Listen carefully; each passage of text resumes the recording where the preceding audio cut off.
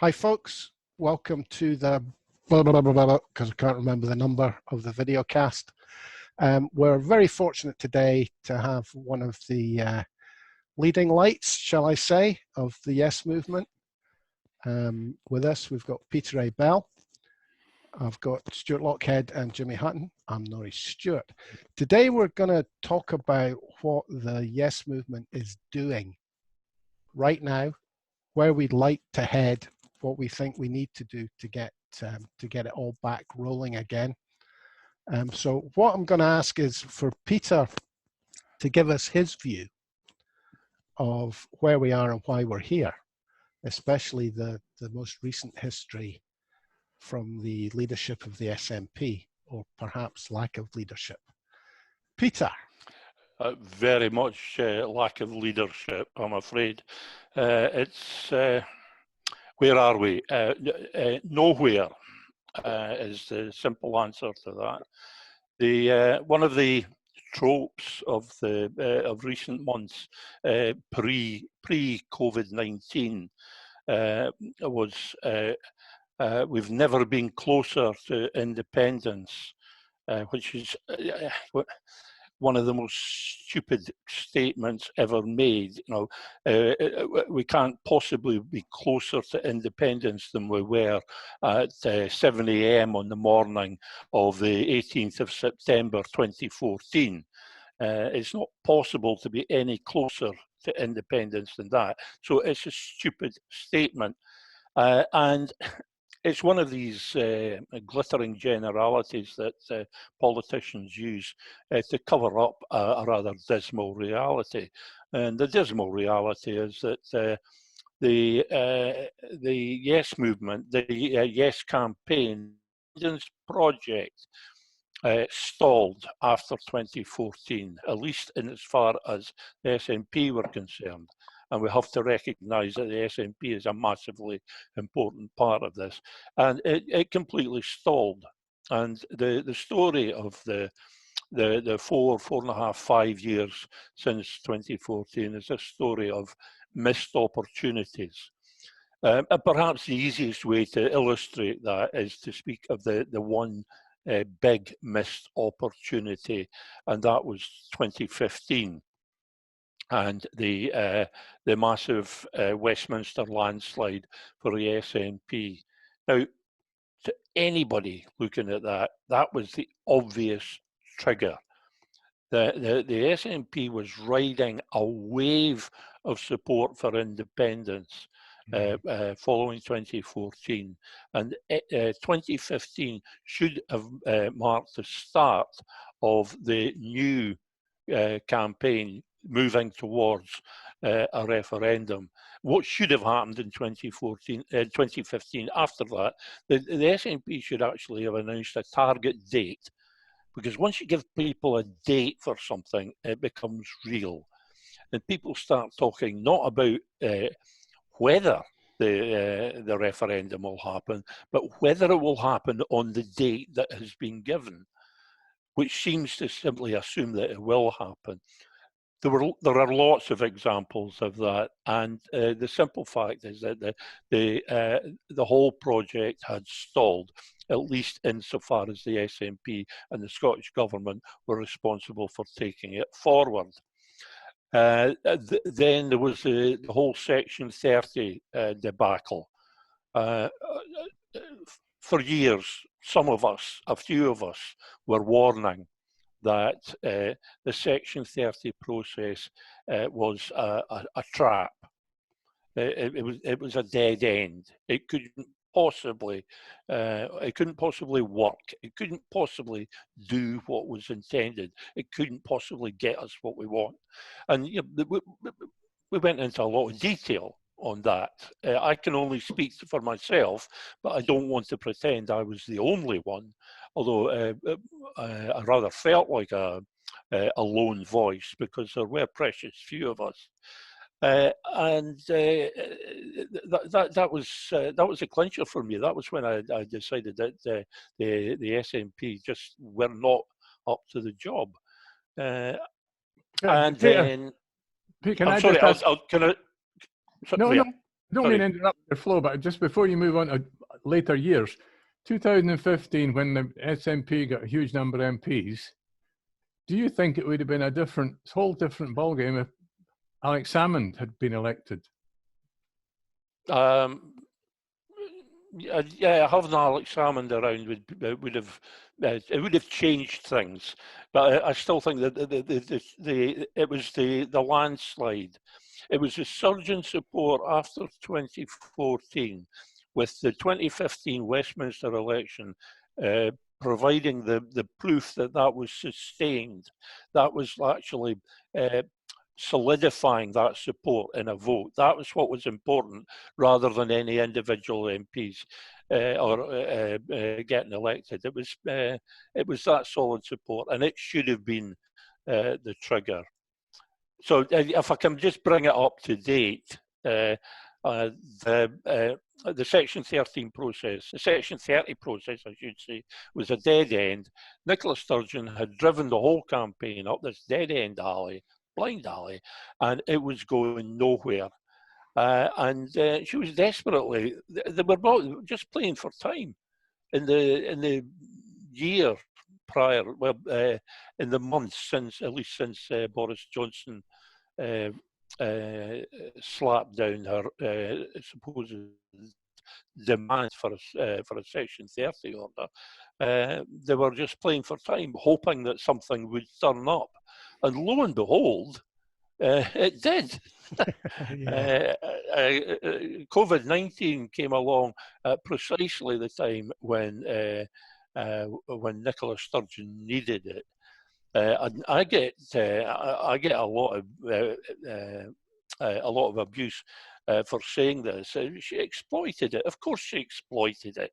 She's a politician. Politicians exploit all situations. Mostly, we hope they will exploit situations where they're. We never complain when they're exploiting situations to our benefit. So of course she exploited it, and she used it as a get out of jail free card. And that's not a popular sentiment, but it is a simple statement of the political truth. And that, that's fine. That's politics. That's the way it goes. And of course, she could not carry on. Nobody in the Scottish government or the higher ranks of the SNP could go on actively campaigning for independence. That was out of the question. But she did not need to go on record saying that the Yes campaign, the independence campaign, was being suspended. All campaigning suspended. That's what she said, all campaigning suspended. She didn't have to say anything. She didn't have to say anything at all about the independence campaign. She gave a statement about the coronavirus, and that was it. She should have just not said anything. I'm sorry, but you talking about it now, I'm getting myself riled up. It was just such a stupid thing to do. Jimmy? Yeah. Well, it was absolutely a choice by Nicola Sturgeon under the advice of the people around about her. And that choice to say that all campaigning will be suspended, in my opinion anyway, is so that the SNP can go into next year's election without having to put anything new about independence or referenda into their manifesto. I think she wants to go in there and not be radical, even though the Yes movement desperately wants her to be radical, because I'm not sure she wants to be radical at all. See, that's an interesting and depressing thought, Jimmy.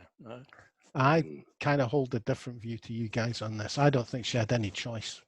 I think she had to make the announcement. She possibly could have talked about the SNP rather than the whole movement.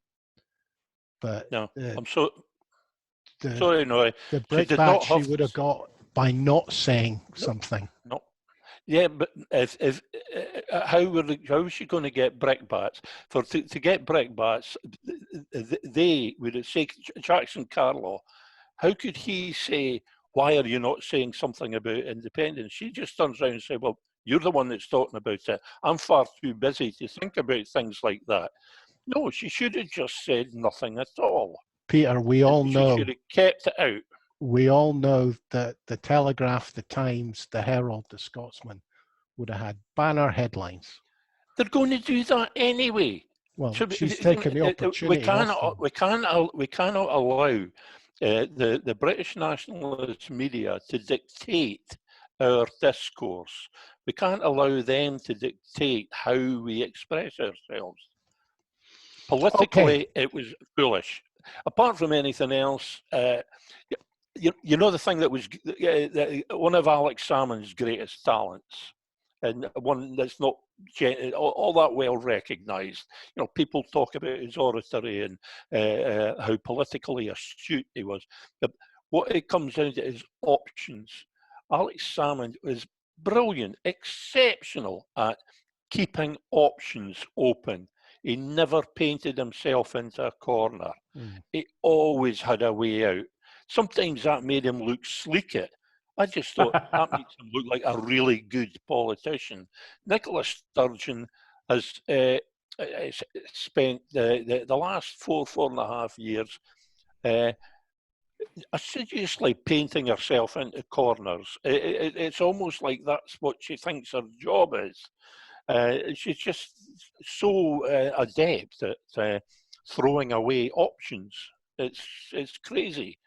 And by not saying anything about the independence campaign, she left herself the option to say something or not, depending on how things play out.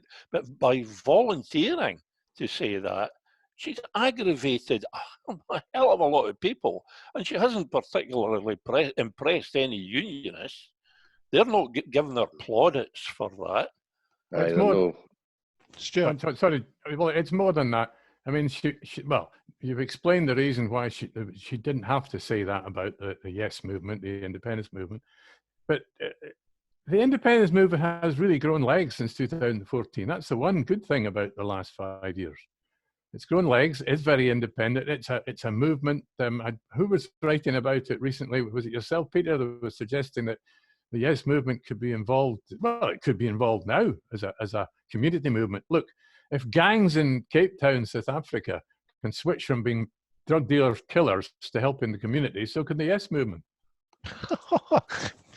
I think we need to rephrase that slightly. The Yes movement, who are not drug gang leaders and killers. Mostly not. No. So, guys, I've seen this suggestion, and actually that was happening quite a lot before at community level. The SNP, it really kind of took off with collections for food banks, and that created such a positive atmosphere that local branches, local groups started to experiment with other outreach ventures. I'm talking away here. I'm desperately trying to think of a local one. I know the local Yes group, Yes Perth City, is involved in something, and I just can't remember what it is.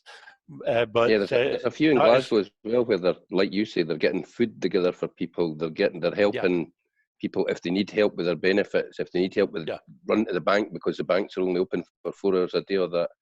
And that's all stuff at a local level that Yes groups should still be getting themselves involved in, but they should also still be involved with talking about independence and how we get absolutely. We've got to be careful that doesn't become a distraction. Focus is essential. Okay, guys, we've kind of got us to where we are at the moment. What should we be doing as a Yes movement? What in this crisis, what we've just mentioned, is it a campaign of hearts and minds when you're helping out those that can't get out to the shops, etc.? Should the Yes badges be prominently displayed when you knock on the door of the old folks? Yes badges should always be prominently displayed. I never go out. I have one the wee blue, round blue enamel badges left from 2014, an original.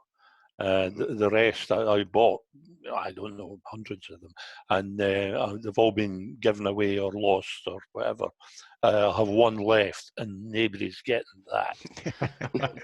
I always wear it. We should, the community work, the outreach work, certainly. It's apart from anything else, it gives people things to do. Ways of being active, and the more active people are, the more they feel part of the organisation. And there's not always a lot for people to do campaigning. Sometimes the campaigning is of a sort that not everybody can get involved. It's not all leafleting and door knocking, and that doesn't suit everybody anyway. So yes, there should be lots of things. Well, what I was about to say was we'll get lots of suggestions about what we should be doing. Probably the worst thing of the lot would be for us to try and do all of these things all at once and end up just becoming a disparate bunch of groups rather than a diverse movement. Well, somebody... On you go, Stuart. One of the people we've been reading and talking about in the last few days, maybe it was Jonathan Shafi, maybe it was yourself, Peter, was saying that the Yes movement has got legs. It's got potential legs. I think Jonathan Shafi said something about that, and there's quite a few people are saying that. I've said it myself. The Yes movement is potentially massively powerful. My own view of what we should be doing just now, and one of the reasons, I'm sorry if I'm talking too much here, I don't get to do this very often. My own view, if I can throw it into the pot along with the other things that are going on, my own view is that we should, and it was why I got so annoyed at Nicola Sturgeon, my own view is that we should be taking advantage of this this opportunity, and we should see it as an opportunity to tighten up our networking, in particular our online networking and our online campaigning, with a view to the Yes movement giving birth to a Yes campaigning organisation. Because a campaign is different from a movement. A movement can be diverse. A campaign must be focused on one thing. It must be structured and must be disciplined. So I think we should be doing that. Jimmy. Well, the Yes groups themselves have gone relatively quiet. You know, like Yes Edinburgh North and Leith and what have you. You didn't see much of their stuff appearing online anymore. This is a perfect opportunity, with so many people using things like Zoom and House Party, to get far more people connected and get far more people talking. There's also the thing, Norrie, you've kind of got the ear of the local MP. It'd be nice if the local MP knew that the Yes movement isn't going to go as quietly as they're hoping we will, because I think there needs to be pressure. I think there needs to be stuff in next year's manifesto, and if it's no there, this sort of online campaign that's going on for pro-independence second vote, the Yes Alliance, if the SNP don't categorically lay out how they are going to take us in the next parliamentary term to independence, there will be a huge surge in votes for the Green Party and for the Alliance for anything, and that could actually cost us a Yes majority in Holyrood, because the Hunt system really doesn't work well when people start splitting their votes. Yep. I was thinking of you there, Norrie, because Norrie has experience of Barcelona and Catalonia, and you've got experience of the organisation in Catalonia is incredible, but they have huge advantages. They've got radio stations, TV stations, which support Catalonian independence. So they actually get out in the airwaves. I mean, I spent one whole day before the actual day of the vote, just watching Catalan TV, and it was all supportive. They were encouraging people to get out and vote of both sides, because it was important that they had a negative vote to bolster the legitimacy of that vote. So they do have big advantages, and it's the reason that the Ofcom don't hand out TV licenses, as we know. We have the people. national, and at the moment we have a vociferous campaign against the national. People going online and saying that they're cancelling their subscriptions. Sorry, but that is just bloody stupid. Yeah. For years, we craved a newspaper, any sort of mainstream organ backing the restoration of Scotland's independence. Now we've got it, and what happens? Folks start turning against it. Yeah, okay. Sometimes the papers make what some may consider editorial mistakes. Well, all right, live with it. But to throw the whole thing away just because of that, it just seems it's far too valuable. Sorry, that's a wee aside. Big thumbs up. It's an important point, really, because we don't need less, we need more, and it's no bad thing. Criticism. So you've got, as I say, you've got to concentrates the mind. You've got to wonder if the online thing can blow up in some way. You know, you're looking at online campaigning, but can it be as effective?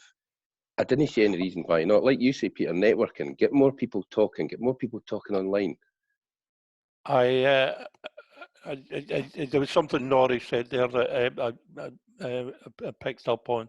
When he said we need more, by which I think he meant like more newspapers, more media. I think rather we're not going to get any more.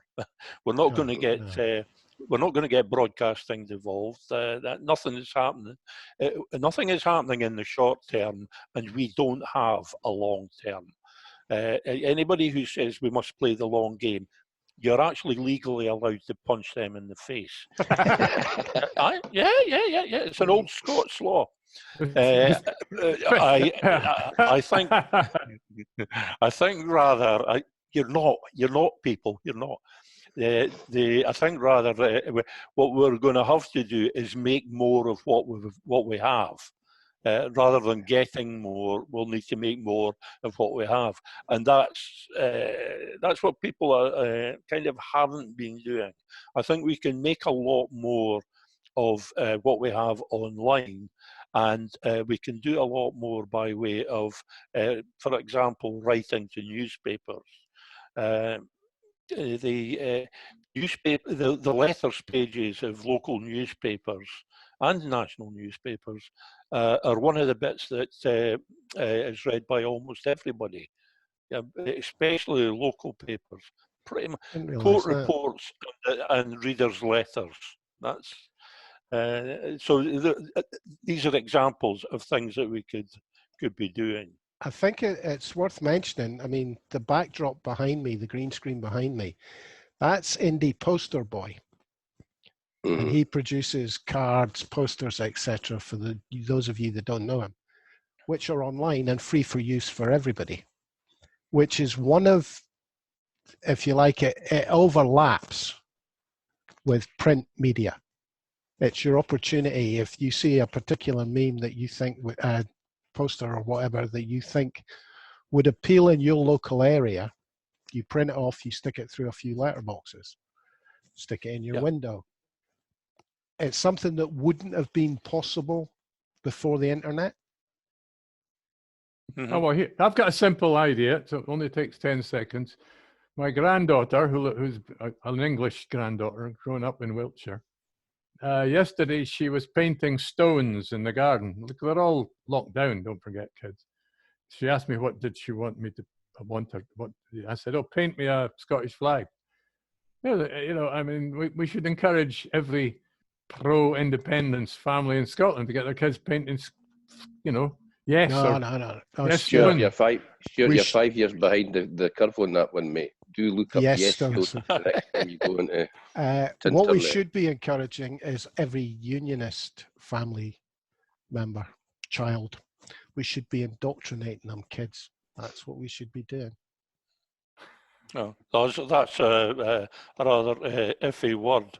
I like to think of these things in terms of campaigning, and you know, you said at the start of the program, you know, looking at where we are and where we go.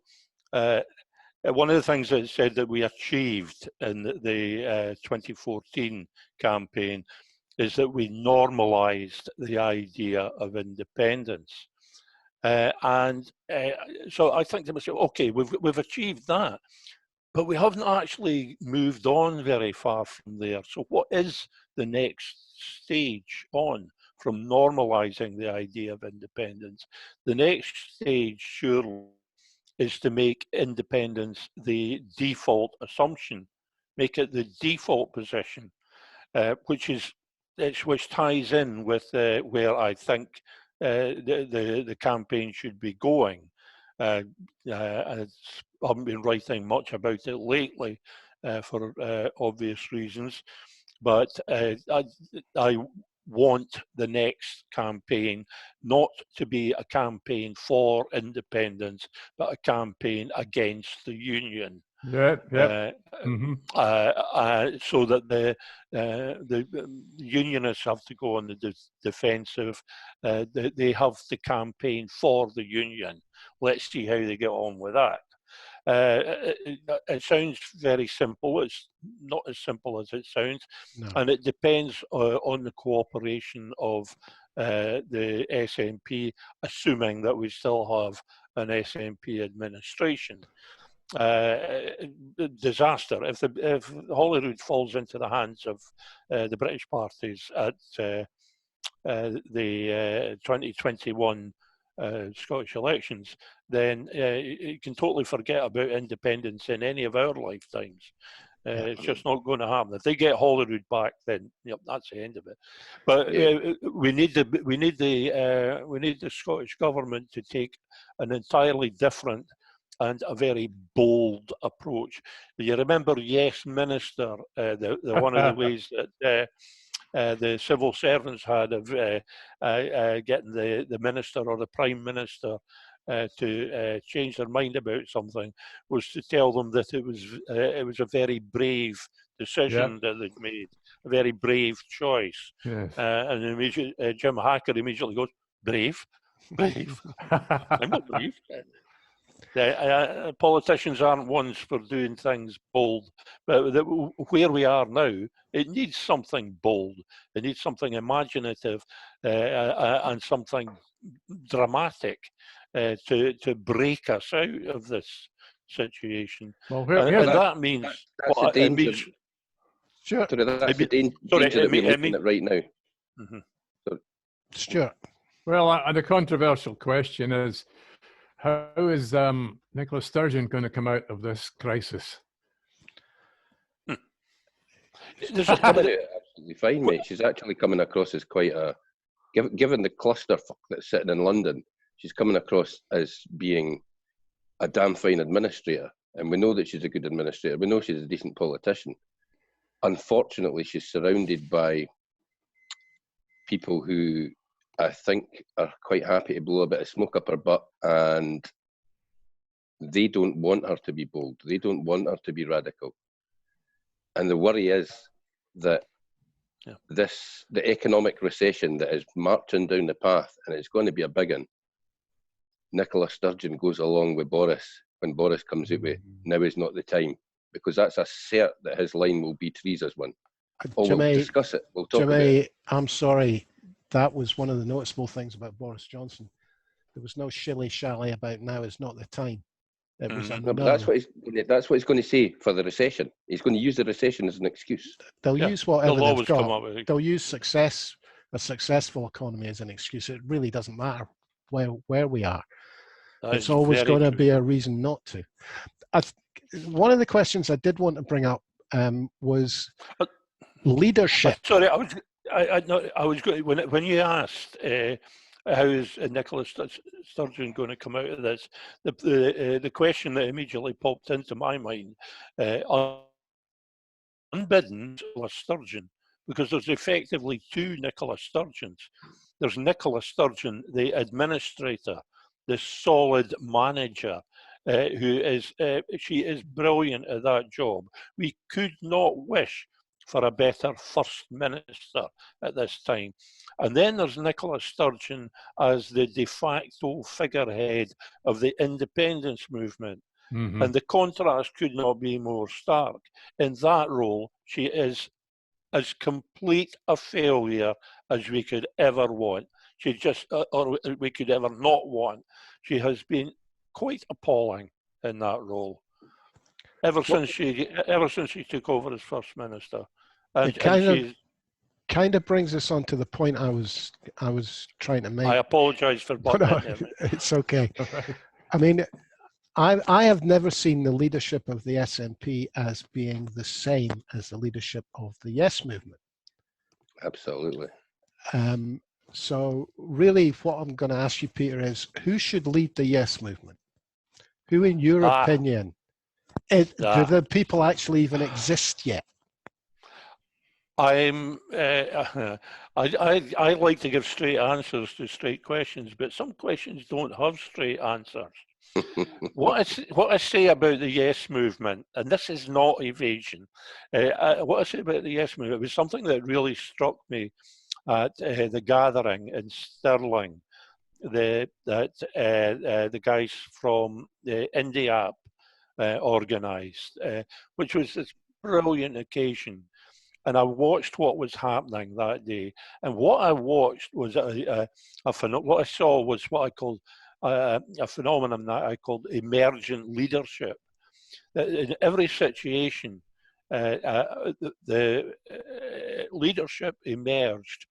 When a job was needing done, the leadership emerges to do that job, perform that task.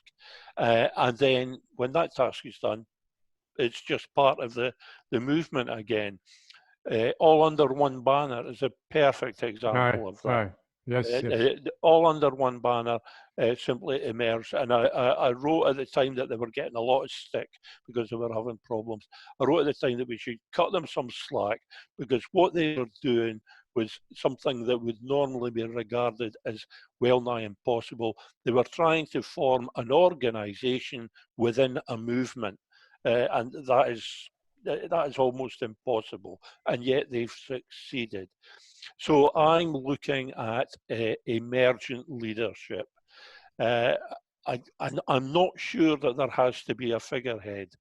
I would have been very happy, very happy indeed, if Nicola Sturgeon had turned out to be the figurehead. That would have been excellent. Obviously, she doesn't want the job. It's been offered to her. We've been almost pleading with her for a large part of the last 4 years to be the leader of the Yes movement, or at least to provide that leadership, to be the figurehead. And it simply hasn't happened. So whether someone else can step into that role, I'm not sure. And there's one name that we're all thinking about right now. I can guarantee there's one name that everybody listening is thinking about. I don't know. I'm not entirely convinced that it's necessary. And if it is necessary, there will be a big debate, and I'm not sure how we settle on anybody, because we don't. It's not a hierarchical organisation. We don't have any means of promoting anybody. The same as we don't have any means of excluding anybody. When people were talking about excluding certain groups from the Yes marches, I said, it's impossible. We cannot do that. And if you turn the Yes movement into the sort of thing that can exclude people, then you change it into something that none of us really want it to be. So what I do know for an absolute fact now is that the Yes movement must provide a campaigning organisation, not like Yes Scotland and the 2014 referendum, but parallel to that, an actual campaigning, a professional campaigning organisation to actually run the pro-independence campaign. That can't be done by the movement, because the movement cannot focus on the one thing. The campaign has to be about, and Are we talking whether about? that needs a. Are we talking about Robin McAlpine? Oh, sorry, Robin, sorry. No, it's definitely not Robin McAlpine. No. Stuart. Well, it's got. Oh, yes. You're probably talking about. That's not an insult, but I'll have to stress. Oh no, yeah. I'm not.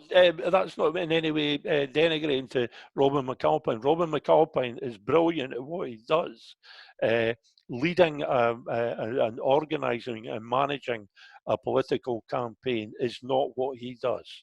He's an ideas man. But I think you're going to have to. I mean, you could disagree, but in the end, major movements always have a charismatic leader. Unfortunately, and that's history. Aye, but we didn't need a charismatic leader. We didn't need charisma. We need knowledge. We need fire. We need fight. If that comes for one person, that's too easy for the movement to actually be attacked. Jimmy, these are all things that go into making charisma. It's when you can give the that person gets attacked. We didn't want that one person to be attacked. We want that. In 2014, there were some brilliant people emerged. Fair play, the SNP have subsumed them into the party culture now. But the likes of Jean Freeman and Amari Black were outstanding during that campaign. I think there will always be people who become spokesmen, if you like, purely on the strength of their ideas and their charisma. I mean, Robin McAlpine, the playwright guy whose name I can't remember, Alan Bissett. Alan Bissett, oh, great ball. There are people like that. Lovely guy. And then we had the official campaign led by a guy who, quite frankly, not only could he not scare the horses, he was just too nice. Blair Jenkins. Blair, I mean, a nice guy, I have no doubt, committed, but he just didn't have the fire that was needed. Look, it's a great shame that people like Tommy Sheridan have got the baggage that he's got. Alex Salmond's now got baggage. It's a shame, but I mean, these are the kind of people we need. But that baggage, whoever does come to the fore, they're going to get baggage, real and imagined, loaded onto them. It's going to be loaded onto them. That's the way that they'll be fought. It will be. We're going to have to learn to cope with that. Yeah, we've kind of got into the way of doing things a bit differently. I don't know, but maybe we can do it without a charismatic leader, if I can use that term. Shall we say a traditional leader? Maybe we can. I'm kind of doubtful myself. Who that could possibly be, I've no idea. I personally, I think it's much more important to get the Yes movement focused on what the campaign should be about, rather than who should front it. Because once you know what the campaign is about, there's more chance of the right person to front it coming onto the scene. At the moment, supposing I was that I was to be the spokesperson for the Yes movement, I would. The first thing I would do is resign, because how can I possibly be the spokesperson? You can't have a spokesperson for the movement, or you can only have a spokesperson for an agreed position. So we have to find a way of agreeing a position, and this is what this whole dissolve the union thing is about. It's about focusing on a position, on an idea, on an objective, and that is the one thing that we should all be able to agree on. I agree. That is the one thing that is common to, no matter what you think independence is, no matter what your vision for it, it all requires that the union be dissolved. So we should all be able to focus on that. That should be the point where we all come together. Oh, excellent. I like that. That brings us all together, doesn't it? Okay, guys, that's No, I'm afraid it doesn't. Well, us. 40 minutes of chat. Is Our, that 40 minutes already? our listeners and watchers, they'll be bleeding from the ears and the eyes. I'd obviously like to thank Peter for coming on very much. Really enjoyed it. Good to get new insight. And My thank pleasure. you, Stuart Lockhead, Jimmy Hutton. I'm Norris Stewart. Thanks for listening and watching, folks. And we'll no doubt catch up with you tomorrow. Cheers for now.